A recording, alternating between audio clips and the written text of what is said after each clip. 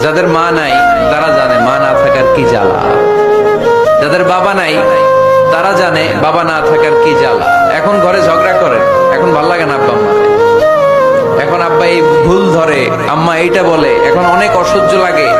তো যেদিন চলে যাবে ওই দিন বুঝতে পারবেন মাথার উপর থেকে ছাতাটা নাই হয়ে গেছে, বটবৃক্ষটা চলে গিয়েছে, আর উপদেশ দেওয়ার মতো কেউ নাই, কাছে আগলে রাখার মতো কেউ নাই। এজন্য আব্বা আম্মা থাকতে আমরা যেন আব্বা আম্মার কাছ থেকে দোয়া চাই। আব্বা আম্মার দোয়া কোনোদিন আল্লাহ তাআলা ফিরিয়ে দেয়। যাদের মা নাই তারা জানে মা না থাকার কি জ্বালা। যাদের বাবা নাই তারা জানে বাবা না থাকার কি জ্বালা।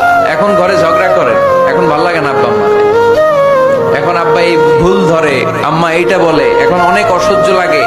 তো যেদিন চলে যাবে ওই দিন বুঝতে পারবেন মাথার উপর থেকে ছাতাটা নাই হয়ে গেছে, বটবৃক্ষটা চলে গিয়েছে, আর উপদেশ দেওয়ার মতো কেউ নাই, কাছে আগলে রাখার মতো কেউ নাই।